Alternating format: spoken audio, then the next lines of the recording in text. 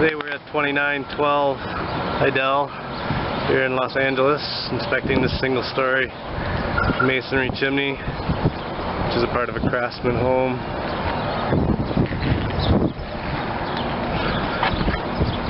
The stack has been painted. Rocks have been painted. Original rocks. Take a look down your flue here.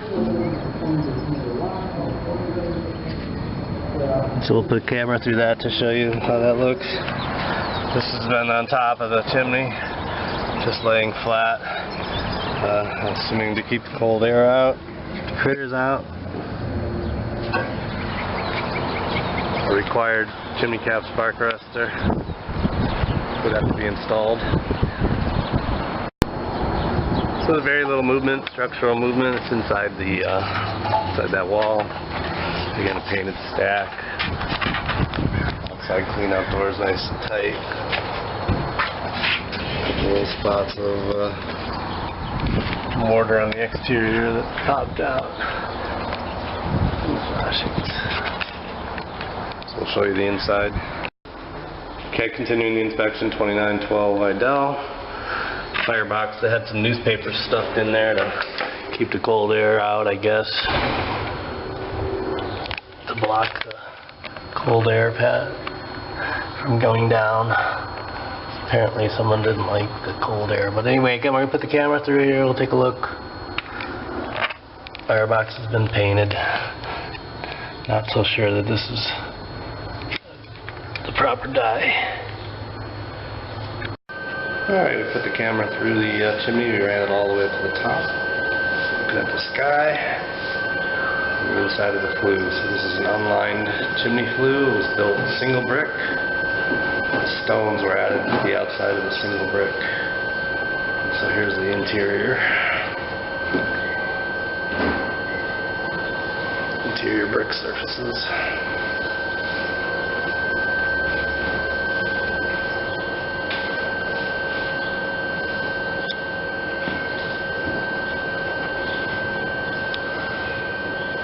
So at one point these bricks, this interior, this chimney had mortar similar to this type of stuff, coating all of the brick surfaces. That mortar has since eroded away, gone back to sand. Without a chimney cap, that will cause water to get in and break down the mortar on the interior.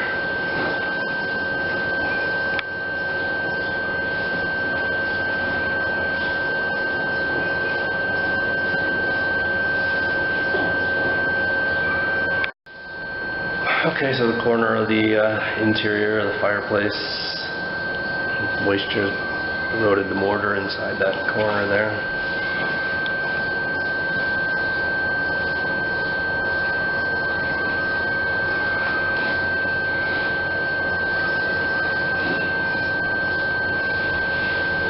And so the goal would be to have enough structural integrity on the interior of this chimney to coat all the interior surfaces.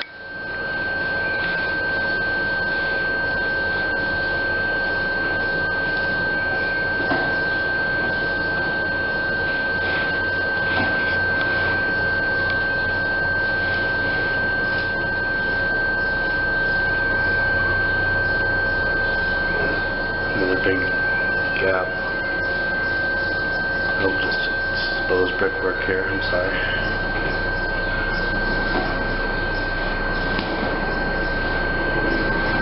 There's nothing smooth on the inside at all. The interior of the chimney is supposed to be smooth and solid. Gaps in the corners there. Depending on how many years that top has been over the top of the chimney, saves some of the mortar. So this is interior mortar here. There's exposed brick.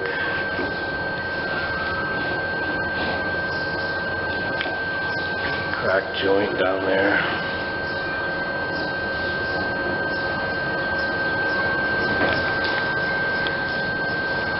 Here's the other side wall. So you can see all this efflorescence. So there's the old mortar, and there's where it's all eroded to.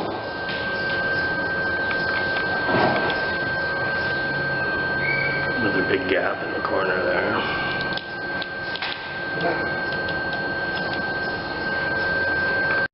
Okay, so we've come down out of the flue. We're in the smoke chamber.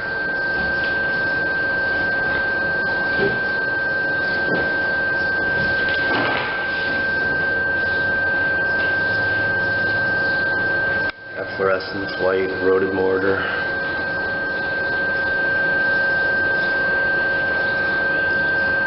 These are joints, so eroded mortar, joints that are sand. So all the moisture made it to. So as the gravity pulls it down, it erodes more in the lower and interior parts of the chimney.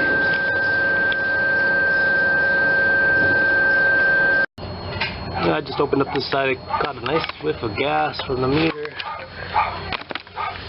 There's the dead line, and then there's the line into the fireplace. It's not capped.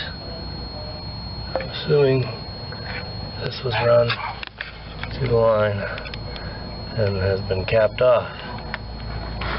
This can be reconnected. And here's the side of your chimney. One thing that kind of makes the chimney terminal flaw is the shift. So that was the original angle, and then it looks like maybe the top half broke off, and they redid it with these bricks here.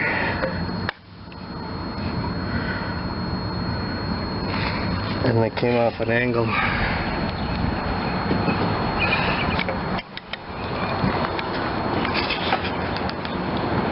So while remortaring all the interior surfaces is something that can be done,